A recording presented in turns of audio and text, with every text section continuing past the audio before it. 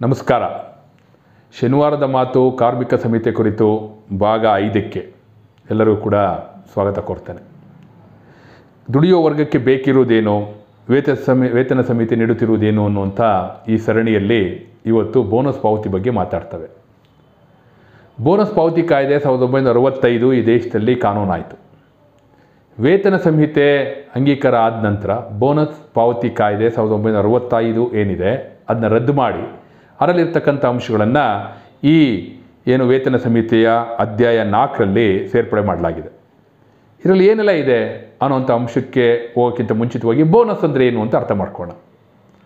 ಒಂದು ವ್ಯಾಖ್ಯಾನದ ಪ್ರಕಾರ ಬೋನಸ್ ಅಂತ ಹೇಳಿದ್ರೆ ಡೆಫರ್ಡ್ ವೇಜಸ್ ಅಂತ ಹೇಳ್ತಾರೆ. ಅಂದರೆ ಮುಂದೂಡಲ್ಪಟ್ಟಂಥ ವೇತನ ಅಂತ. ಅಂದರೆ ಅವ್ರಿಗೊಂದಿಷ್ಟು ವೇತನವನ್ನು ಕೊಟ್ಟಿರ್ತಾರೆ. ವೇತನ ಕೊಟ್ಟ ಮೇಲೆ ಕೂಡ ಒಂದಿಷ್ಟು ಮಿಗಿತಾಯ ಅವರ ಹತ್ರ ಉಳಿದಿರುತ್ತೆ. ಆ ಮಿಗಿತಾಯವನ್ನು ಮುಂದಕ್ಕೆ ಕೊಡಲಿಕ್ಕೆ ಲೆಕ್ಕ ಹಾಕಿ ಒಂದು ವರ್ಷದ ನಂತರ ಕೊಡೋದು ಅನ್ನುವಂಥದ್ದನ್ನ ಅದನ್ನೇ ಡೆಫರ್ಡ್ ವೇಜಸ್ ಬೋನಸ್ ಅಂದರೆ ಅನ್ನೋಂಥ ರೀತಿಯಲ್ಲಿ ಹೇಳ್ತಾರೆ. ಸೊ ಈ ಬೋನಸನ್ನು ಹೇಗೆ ನಾವು ಪರಿಗಣಿಸಬೇಕು ಅನ್ನೋವಂಥ ಪ್ರಶ್ನೆ ಬಂದಾಗ ಕಲಂ 26ರಲ್ಲಿ ಇದ್ರ ಬಗ್ಗೆ ವಿವರಣೆಯನ್ನು ಕೊಡಲಾಗಿದೆ.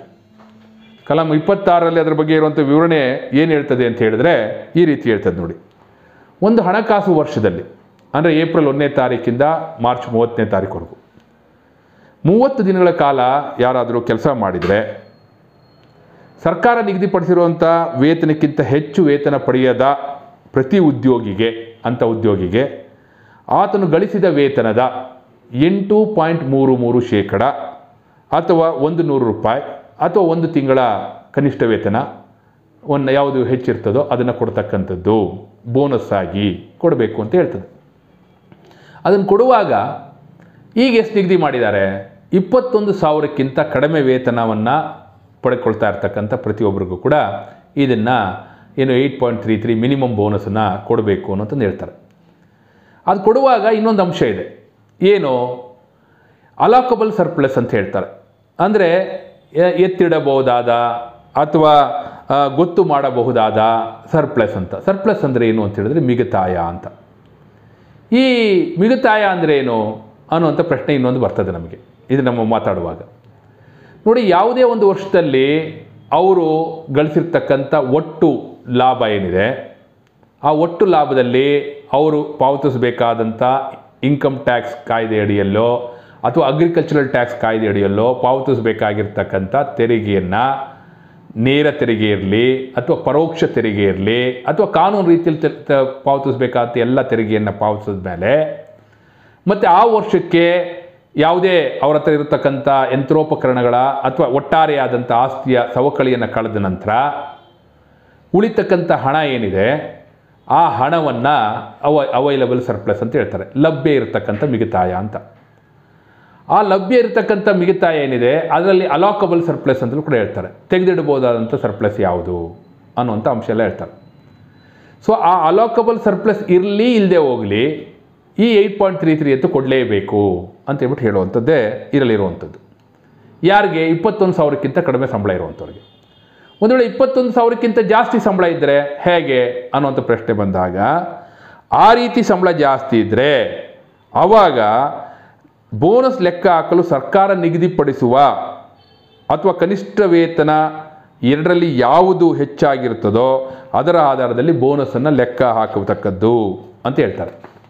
21,000ಕ್ಕಿಂತ ಹೆಚ್ಚಿದ್ರೆ ಅದು ಲೆಕ್ಕ ಹಾಕಬೇಕಾದ್ರೆ ನಾನು ಆಗಲೇ ಹೇಳಿದಂತೆ ಅಲಾಕಬಲ್ ಸರ್ಪ್ಲಸ್ ಏನಿದೆ ಅಲಾಕಬಲ್ ಸರ್ಪ್ಲಸ್ನಲ್ಲಿ ಉದ್ಯೋಗಿಗಳಿಗೆ ನೀಡಬೇಕಾದ ವೇತನಕ್ಕಿಂತ ಹೆಚ್ಚಾಗಿದ್ದಲ್ಲಿ ಉದ್ಯೋಗದಾತರು ನೀಡಬೇಕಾದ ಕನಿಷ್ಠ ಬೋನಸ್ ಬದಲಿಗೆ ಪ್ರತಿ ಉದ್ಯೋಗಿಗೆ ಆ ಹಣಕಾಸು ವರ್ಷದಲ್ಲಿ ಅವರು ಗಳಿಸಿದ ವೇತನದ ಪ್ರಮಾಣದ ಅನುಸಾರ ಗರಿಷ್ಠ 20% ಮೀರದಂತೆ ಬೋನಸ್ ಪಾವತಿಸೋದು ಅಂತ ಹೇಳ್ತಾರೆ. ಸೊ ಇದನ್ನು ಸ್ವಲ್ಪ ಅರ್ಥ ಮಾಡ್ಕೊಳ್ಬೇಕು. ಈ ಅಧ್ಯಾಯ 5ರಲ್ಲಾಗಲಿ ಅಥವಾ ಬೋನಸ್ ಪಾವತಿ ಕಾಯ್ದೆ 1965ರಲ್ಲಾಗಲಿ ಕನಿಷ್ಠ ಬೋನಸ್ ಅನ್ನುವಂಥದ್ದು 8.33, ಗರಿಷ್ಠ ಅನ್ನುವಂಥದ್ದು 20% ಅಂತ ಹೇಳ್ತಾರೆ. ಅಂದರೆ ಅರ್ಥ ಏನು? ಆತ ಗಳಿಸಿರ್ತಕ್ಕಂಥ ಒಟ್ಟು ವೇತನ ಏನಿದೆ ಆ ವರ್ಷದಲ್ಲಿ ಅದರ 20% ಮೀರಿದಂತೆ ಆತನಿಗೆ ಬೋನಸನ್ನು ಕೊಡಬೇಕು ಅಂತ ಹೇಳ್ತಾರೆ. ಆ ಬೋನಸನ್ನು ಕೊಡುವಾಗ ಆ ಸಂಸ್ಥೆಯಲ್ಲಿ ಅಲಾಕಬಲ್ ಸರ್ಪ್ಲಸ್ ಇರಬೇಕು ಅಂತ ಹೇಳ್ತಾರೆ.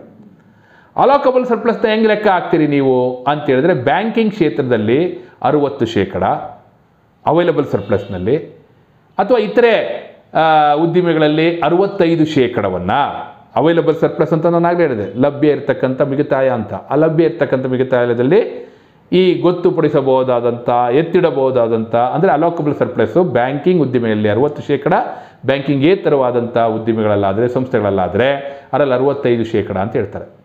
ಸೊ ಈ 65% ಹಣ ಏನಿದೆ ಅದು ಒಂದು ವೇಳೆ ಇವರಿಗೆ ಕೊಡ್ತಕ್ಕಂಥ ಏನು ಬೋನಸ್ ಇದೆ, ಒಟ್ಟು ಬೋನಸ್ನ ಮೊತ್ತಕ್ಕಿಂತ ಹೆಚ್ಚಿದ್ರಲ್ಲಿ ಆವಾಗ ಅದನ್ನು ಈ ರೀತಿ ಹಂಚಿಕೆ ಮಾಡಬೇಕು. ಅವ್ರು ಗಳಿಸಿದಂಥ ವೇತನದ ಒಟ್ಟು 20% ಕೊಡಬೇಕು ಅಂತ ಹೇಳ್ತಾರೆ. ಒಂದು ವೇಳೆ ಅಲೋಕಬಲ್ ಸರ್ಪ್ಲಸ್ ಜಾಸ್ತಿ ಇದ್ದರೆ 20%ಗಿಂತ ಜಾಸ್ತಿ ಬಂದುಬಿಟ್ರೆ ಇವ್ರು ಗಳಿಸಿದಂಥದ್ದು ಅವಾಗ 20%ನ್ನು ಅಥವಾ 20%ವನ್ನು ಮೀರೋಂಗಿಲ್ಲ ಅನ್ನೋಂಥದ್ದು ಹೇಳ್ತಾರೆ. ಸೊ 20%ವನ್ನು ಮೀರೋಂಗಿಲ್ಲ, ಹಾಗಾಗಿ ಅಲೋಕಬಲ್ ಸರ್ಪ್ಲಸ್ ಹೆಚ್ಚು ಉಳಿತು ನಿಮ್ಮ ಹತ್ರ ಅಂತ ಹೇಳಿದ್ರೆ ಏನು ಮಾಡ್ಬೋದು ಅಂತ ಹೇಳಿದ್ರೆ, ಆ ರೀತಿ ಹೆಚ್ಚುವರಿಯಾಗಿ ಉಳಿದಂಥ ಹಣವನ್ನು ಸೆಟಾನ್ ಅಂತೇಳಿ ಮುಂದಿನ ವರ್ಷಕ್ಕೆ ಅದನ್ನು ಮುಂದುವರಿಸ್ಬೋದು, ಮುಂದಿನ ವರ್ಷದ ಮುಗಿತಾಯಕ್ಕೆ ಅಂತ ಹೇಳ್ತಾರೆ. ಒಂದು ವೇಳೆ ಇವರು 8.33% ಬೋನಸ್ ಕೊಟ್ಟಿದ್ದು ಅದಕ್ಕೆ ಬೇಕಾದಂಥ ಹಣ ಇವ್ರ ಹತ್ರ ಅಲೋಕಬಲ್ ಸರ್ಪ್ಲಸ್ ಆಗಿ ಉಳಿದಿರಲಿಲ್ಲ ಅಂದರೆ ಅಂಥ ಕೊರತೆಯನ್ನು ಕೂಡ ಸೆಟ್ ಆಫ್ ಅಂತೇಳಿ ಮುಂದಿನ ವರ್ಷಕ್ಕೆ ಮುಂದುವರಿಸ್ಬೋದು ಅಂತ ಹೇಳ್ತಾರೆ. ಹಾಗಾಗಿ ಮುಂದಿನ ವರ್ಷದ ಏನು ಲಭ್ಯ ಮಿಗುತಾಯವನ್ನು ಅದರೊಳಗಡೆ ಏನು ಎತ್ತಿಡಬಹುದಾದಂಥ ಮಿಗುತಾಯವನ್ನು ಲೆಕ್ಕ ಹಾಕುವಾಗ ಈ ಸೆಟ್ ಆಫ್ ಮತ್ತು ಸೆಟಾನನ್ನು ಗಮನದಲ್ಲಿಟ್ಕೊಂಡು ಮುಂದಕ್ಕೆ ಹೋಗ್ಬೋದು ಅನ್ನುವಂಥ ಅಂಶವನ್ನು ಅವ್ರು ಹೇಳ್ತಾರೆ. ಸೊ ಈ ರೀತಿ ಇರುವಾಗ ಈ ಸೆಟಾನ್ ಅಂದರೆ, ಸೆಟ್ ಆಫ್ ಅಂದರೆ ಏನು ಅನ್ನುವಂಥದ್ದನ್ನ ಕಲಂ 36ರಲ್ಲಿ ಈ ರೀತಿ ಹೇಳಿದ್ದಾರೆ. ಸೊ ಹಾಗೆಯೇ ಯಾವುದೇ ಹಣಕಾಸು ವರ್ಷದಲ್ಲಿ ಉತ್ಪಾದನೆ ಅಥವಾ ಉತ್ಪಾದಕತೆ ಆಧಾರಿತವಾದಂಥ ಬೋನಸ್ಗಳಿಗಾಗಿನ ಯಾವುದೇ ಬೇಡಿಕೆ ಇದ್ದರೆ ಅದು ಉದ್ಯೋಗದಾತರು ಮತ್ತು ಉದ್ಯೋಗಿಗಳು ಅಂದರೆ ಎಂಪ್ಲಾಯರ್ ಮತ್ತು ಎಂಪ್ಲಾಯಿಯ ನಡುವಿನ ಒಪ್ಪಂದದ ಅನುಸಾರ ನಿರ್ಧಾರವಾಗ್ತದೆ ಅಂತ ಹೇಳ್ತಾರೆ. ಆದರೆ ಆ ಒಪ್ಪಂದದ ಆಧಾರವಾಗಿ ನಿರ್ಧಾರಿತವಾಗುವಂಥದ್ದು 8.33% ಏನು ಕೊಟ್ಟಿರ್ತಾರೆ ಅದನ್ನೂ ಒಳಗೊಂಡು 20%ವನ್ನು ಮೀರಬಾರ್ದು ಅನ್ನುವಂಥದ್ದನ್ನ ಹೇಳ್ತಾರೆ. ಸೊ ಈ ರೀತಿ ನಿಮ್ಮ ಪ್ರೊಡಕ್ಟಿವಿಟಿ ಲಿಂಕ್ಡ್ ಆಗಲಿ ಅಥವಾ ಪ್ರೊಡಕ್ಷನ್ ಲಿಂಕ್ಡ್ ಆಗಲಿ ಬೋನಸ್ ಅನ್ನುವಂಥದ್ದನ್ನ ನೀವು ಕೊಡ್ತೀವಿ ಅಂತ ಹೇಳುವಾಗ ಅದು 8.33 ಬೋನಸ್ ಕೊಡಬೇಕಾದ್ದೇನಿದೆ ಅದನ್ನು ಒಳಗೊಂಡಿರ್ತದೆ. ಆದರೆ 20%ವನ್ನು ಮೀರುವಂಥ ರೀತಿಯಲ್ಲಿ ಇರಬಾರ್ದು ಅನ್ನುವಂಥ ಅಂಶವನ್ನು ಈ ಏನು ಬೋನಸ್ ಪಾವತಿಗೆ ಸಂಬಂಧಪಟ್ಟಂತೆ ಇರುವಂಥ ಅಧ್ಯಾಯದಲ್ಲಿ ಹೇಳಲಾಗ್ತದೆ. ಸಂಸ್ಥೆ ಅಥವಾ ಕೈಗಾರಿಕೆ ಪ್ರಾರಂಭ ಆದಂಥ 5 ವರ್ಷಗಳ ಕಾಲ ಈ ಬೋನಸನ್ನು ಕೊಡೋಂಗಿಲ್ಲ ಅನ್ನುವಂಥ ಅಂಶವೂ ಇದೆ.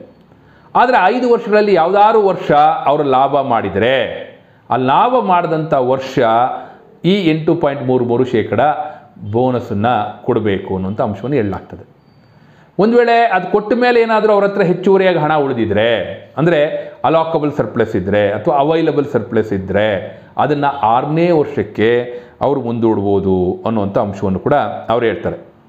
ಸೊ 6ನೇ ವರ್ಷಕ್ಕೆ ಅದನ್ನು ಮುಂದೂಡುವಾಗ 6ನೇ ವರ್ಷ ಮತ್ತು 7ನೇ ವರ್ಷಕ್ಕೆ ಸೆಟಾನ್ ಮತ್ತು ಸೆಟ್ ಆಫ್ ಅಂತೇಳಿ ನಾನು ಆಗಲೇ ಹೇಳಿದಂಥ ಅಂಶಗಳನ್ನು ಪ್ರಾವಧಾನಗಳನ್ನು ಈ ರೀತಿ ಕೆಳಗಿನ ರೀತಿಯಲ್ಲಿ ಹೇಳ್ತಾರೆ. ಏನು ಅಂತ ಹೇಳಿದ್ರೆ 6ನೇ ವರ್ಷಕ್ಕೆ ಸೆಟಾನ್ ಅಥವಾ ಸೆಟ್ ಆಫ್ ಅನ್ನು ಕೇಂದ್ರ ಸರ್ಕಾರ ಸೂಚಿಸುವ ರೀತಿಯಲ್ಲಿ ಅಥವಾ ಕೊರತೆ ಯಾವುದಾದರೂ ಇದ್ದಲ್ಲಿ ತೆಗೆದಿಡಬಹುದಾದಂಥ ಮಿಗುತಾಯವನ್ನು 5 ಮತ್ತು 6ನೇ ವರ್ಷಕ್ಕೆ ಸೆಟಾನ್ ಅಥವಾ ಸೆಟ್ ಆಫ್ ಮಾಡಬಹುದು ಅಂತ ಹೇಳ್ತಾರೆ.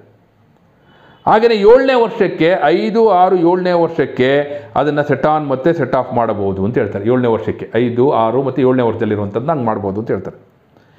8ನೇ ವರ್ಷದಿಂದ ಸೆಟಾನ್ ಅಥವಾ ಸೆಟ್ ಆಫ್ ಸಮಿತಿಯಲ್ಲಿ ಇರುವಂತೆಯೇ ಇರ್ತದೆ ಅನ್ನೋ ರೀತಿಯಲ್ಲಿ ಹೇಳ್ತಾರೆ. ಅಂದರೆ 6, 7, 8 ಹಾಲಿ ಸಂಸ್ಥೆಗಳ ಪ್ರಾವಧಾನಗಳು ಸ್ಥಾಪಿಸುವ ಸಾಧ್ಯವಾದಷ್ಟು ಹೊಸ ವಿಭಾಗಗಳು ಅಥವಾ ಸಂಸ್ಥೆಗಳು ಅಥವಾ ಶಾಖೆಗಳಿಗೆ ಅನ್ವಯಿಸ್ತದೆ ಅಂತ. ಈಗಾಗಲೇ ಒಂದು ಕಂಪನಿ ಇರ್ತದೆ ಅಂದ್ಕೊಳ್ಳಿ, ಅವರು ಒಂದು ಹೊಸ ವಿಭಾಗವನ್ನು ಪ್ರಾರಂಭ ಮಾಡ್ತಾರೆ ಅಥವಾ ಹೊಸ ಸಂಸ್ಥೆಯನ್ನು ಪ್ರಾರಂಭ ಮಾಡ್ತಾರೆ, ಹೊಸ ಶಾಖೆಯನ್ನು ಪ್ರಾರಂಭ ಮಾಡ್ತಾರೆ, ಬ್ರ್ಯಾಂಚನ್ನ. ಅವ್ರಿಗೂ ಕೂಡ ಈ 6, 7, 8 ವರ್ಷಕ್ಕೆ ಈ ಸೆಟ್ ಆಫ್ ಮತ್ತು ಸೆಟಾನು ಅನ್ವಯಿಸ್ತದೆ ಅನ್ನುವಂಥದ್ದನ್ನ ನಾವು ಗಮನದಲ್ಲಿಟ್ಕೊಳ್ಬೇಕು. ಆದರೆ ಇದು ಯಾವುದಾದ್ರೂ 6, 7, 8 ವರ್ಷಗಳಲ್ಲಿ ಪ್ರಯೋಗಾರ್ಥವಾದಂಥ ಉತ್ಪಾದನೆಗೆ ಅನ್ವಯಿಸುತ್ತಾ ಅಂದರೆ ಹೌದು ಅನ್ವಯಿಸುತ್ತೆ ಅನ್ನುವಂಥ ಅಂಶವನ್ನು ಹೇಳ್ತಾರೆ. ಉತ್ಪಾದನೆ ಕುರಿತು ಏನಾದರೂ ಪ್ರಶ್ನೆಗಳಿದ್ದರೆ ಅದನ್ನು ಸಕ್ಷಮ ಸರ್ಕಾರ ನಿಗದಿ ಮಾಡ್ತಕ್ಕಂಥ ನೇಮಿಸ್ತಕ್ಕಂಥ ಪ್ರಾಧಿಕಾರ 2 ಪ್ರತಿನಿಧಿಗಳಿಗೆ ಅವರನ್ನು ಪ್ರತಿನಿಧಿಸ್ಕೊಳ್ಳಿಕ್ಕೆ ಅವಕಾಶವನ್ನು ನೀಡಿ ತೀರ್ಮಾನಿಸಬಹುದು ಅಂತ ಹೇಳ್ತಾರೆ. ಸೊ ಈ ರೀತಿ ಇರುವಾಗ ನಾವು ಕೆಲವು ಪ್ರಕರಣಗಳಲ್ಲಿ ಬೋನಸ್ನಲ್ಲಿ ಕಡಿತ ಮಾಡ್ಬೋದು ಅಂತ ಹೇಳ್ತಾರೆ. ಯಾವುದದು ಅಂತ ಹೇಳಿದ್ರೆ ಯಾವುದಾದರೂ ಉದ್ಯೋಗಿ ಕೆಲಸ ಮಾಡದಿದ್ದರೆ ಅಂಥ ದಿನಗಳದು ಆತನು ಕೆಲಸದ ಮಾಡಿದ ದಿನಗಳ ವೇತನವು 8.33% ಕನಿಷ್ಠ ವೇತನಕ್ಕಿಂತ ಹೆಚ್ಚಾಗಿದ್ದಲ್ಲಿ ಸಮಾನಾಂತರವಾಗಿ ಕಡಿತ ಮಾಡತಕ್ಕದ್ದು ಅಂತ ಹೇಳ್ತಾರೆ. ಅಂದರೆ ಹಣಕಾಸು ವರ್ಷದ ಎಲ್ಲ ದಿನಗಳಲ್ಲಿ ಅವನು ಕೆಲಸ ಮಾಡಿಲ್ಲ ಅಂತ ಹೇಳಿದ್ರೆ ಅವನಿಗೆ ಕೊಟ್ಟಿರ್ತಕ್ಕಂಥ ಅವನು ಕೆಲಸ ಮಾಡಿದಂಥ ದಿನಗಳ ವೇತನ 8.33% ಏನು ಬೋನಸನ್ನು ಕನಿಷ್ಠ ಕೊಡ್ತಾರೆ, ಅದಕ್ಕಿಂತ ಹೆಚ್ಚಿದ್ರೆ ಅದರಲ್ಲಿ ಸಮಾನಾಂತರವಾಗಿ ಕಡಿತ ಮಾಡ್ಬೋದು ಅಂತ ಹೇಳ್ತಾರೆ.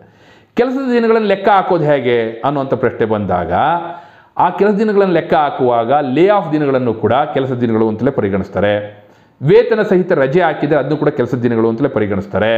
ಆದರೆ ಕೆಲಸದ ವೇಳೆ ಅಥವಾ ಅದಕ್ಕೆ ಸಂಬಂಧಿಸಿದಂತೆ ಯಾವುದಾದ್ರೂ ಅಪಘಾತ ಸಂಘಟಿಸಿ ಅದರಲ್ಲಿ ತಾತ್ಕಾಲಿಕವಾದಂಥ ಅಸಮರ್ಥರಾಗಿದ್ದರೆ ಅವರು ಅಂಥದ್ದನ್ನು ಕೂಡ ಅವರು ಆ ಕಾಲಕ್ಕಾಗಿ ರಜೆಯಲ್ಲಿದ್ದರೆ ಆ ದಿನಗಳನ್ನು ಕೆಲಸ ಮಾಡಿದಂಥ ದಿನಗಳು ಅಂತಲೇ ಪರಿಗಣಿಸ್ತಾರೆ.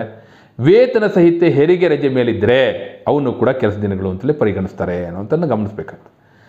ಬೋನಸ್ ಪಡೆಯಲು ಅನರ್ಹತೆಗಳೇನು ಅನ್ನುವಂಥ ಪ್ರಶ್ನೆ ಬಂದಾಗ ಯಾವುದಾದ್ರೂ ಎಂಪ್ಲಾಯಿ ಅಥವಾ ಉದ್ಯೋಗಿ ವಂಚನೆಗೆ ಮಾಡಿದರೆ ಅಥವಾ ಹುಚ್ಚಾಟ ಅಥವಾ ಹಿಂಸಾತ್ಮಕ ವರ್ತನೆಯನ್ನು ಸಂಸ್ಥೆಯ ಆವರಣದಲ್ಲಿ ತೋರಿದರೆ, ಅದೇ ರೀತಿ ಕಳ್ಳತನ ದುರುಪಯೋಗ ಮಾಡಿ ಅದರಿಂದ ಸಂಸ್ಥೆಗೆ ನಷ್ಟ ಆಗಿದರೆ, ಲೈಂಗಿಕ ಕಿರುಕುಳ ನೀಡಿ ಅದಕ್ಕಾಗಿ ಅವರು ವಜಾಗೊಂಡಿದ್ರೆ, ಅಂಥವರೆಲ್ಲರೂ ಮೇಲಿನ ಎಲ್ಲ ಕಾರಣಗಳಿಗಾಗಿ ಅವರು ವಜಾಗೊಂಡಿದ್ರೆ ಅಂಥವರು ಈ ಬೋನಸ್ಗೆ ಅನರ್ಹರಾಗ್ತಾರೆ ಅನ್ನುವಂಥ ಅಂಶವನ್ನು ಹೇಳ್ತಾರೆ.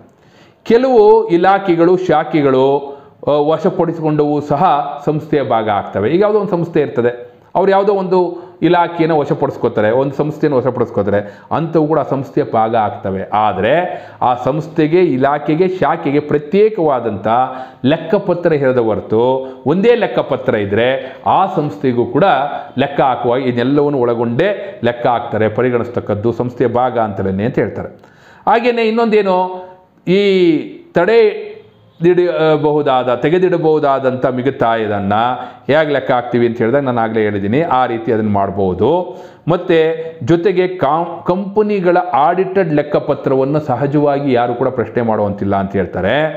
ಬೋನಸ್ ಮೊತ್ತದ ಬಗ್ಗೆ ಏನಾದರೂ ವಿವಾದಗಳಿದ್ದರೆ ಆ ವಿವಾದಗಳಿಗೆ ಸಂಬಂಧಪಟ್ಟಂತೆ ಆವಾಗ ಸಕ್ಷಮ ಪ್ರಾಧಿಕಾರಕ್ಕೆ ಅದೇನಾದ್ರು ದೂರು ಹೋದರೆ ಆವಾಗ ಅವರು ಬ್ಯಾಲೆನ್ಸ್ ಶೀಟನ್ನು ಪಡ್ಕೊಳ್ಬೋದು. ಆದರೆ ಎಂಪ್ಲಾಯರ್ನ ಅನುಮತಿ ಇಲ್ಲದೇ ಬ್ಯಾಲೆನ್ಸ್ ಶೀಟ್ನ ಬಹಿರಂಗಪಡಿಸೋಂಗಿಲ್ಲ ಅಂತ ಹೇಳ್ತಾರೆ. ಸೊ ಈ ರೀತಿ ಆ ಎಲ್ಲ ಅಂಶಗಳನ್ನು ಕೂಡ ಅವ್ರು ಹೇಳುವಾಗಲೇ ಲಭ್ಯ ಮಿಗುತಾಯ ಅಂತ ಏನು ಹೇಳ್ತಾರೆ ಅದನ್ನ ಲೆಕ್ಕ ಹಾಕುವಾಗ ನಾನು ಆಗಲೇ ಹೇಳಿದಂತೆ ಕಾನೂನು ರೀತಿಯಲ್ಲಿ ಪಾವತಿಸಬೇಕಾದಂಥ ಎಲ್ಲ ತೆರಿಗೆಯನ್ನು ಕೂಡ ಅಲ್ಲಿ ಪಾವತಿಸಿರ್ತಾರೆ ಅನ್ನುವಂಥ ಅಂಶವನ್ನು.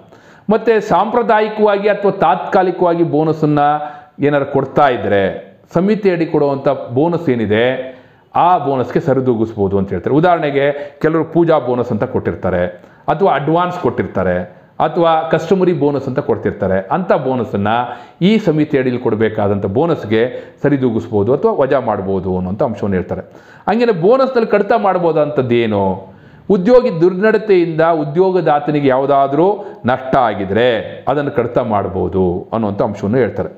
ಹಂಗೇನೆ ಬೋನಸ್ ಪಾವತಿಗೆ ಕಾಲಮಿತಿ ಏನು ಹಣಕಾಸು ವರ್ಷ ಪೂರ್ಣಗೊಂಡ ನಂತರ ಅಂದರೆ ಮಾರ್ಚ್ 31 ನಂತರ 8 ತಿಂಗಳ ಒಳಗಡೆ ಬೋನಸನ್ನು ಪಾವತಿ ಮಾಡಬೇಕು ಅಂತ ಹೇಳ್ತಾರೆ. ಕೆಲವು ಸಂದರ್ಭದಲ್ಲಿ ಸಕ್ಷಮ ಸರ್ಕಾರಗಳು 8 ತಿಂಗಳನ್ನು ವಿಸ್ತರಣೆ ಮಾಡಿ 2 ವರ್ಷದವರೆಗೂ ವಿಸ್ತರಣೆ ಮಾಡ್ಬೋದು ಅಂತ ಹೇಳ್ತಾರೆ. ಹಂಗೇನೆ ಬೋನಸ್ ಪಾವತಿ ಕುರಿತು ಯಾವುದಾದ್ರು ವಿವಾದ ಇದ್ದು ಆ ವಿವಾದಕ್ಕೆ ಐತೀರ್ಪು ಬಂದಿದ್ದರೆ ಆ ಐತೀರ್ಪು ಬಂದಂಥ ಅಥವಾ ಒಪ್ಪಂದ ಆಗಿದ್ದರೆ ಒಪ್ಪಂದ ಆದಂಥ ದಿನದಿಂದ 1 ತಿಂಗಳೊಳಗೆ ಅದನ್ನು ಪಾವತಿಸ್ತಕ್ಕದ್ದು ಅಂತ ಹೇಳ್ತಾರೆ.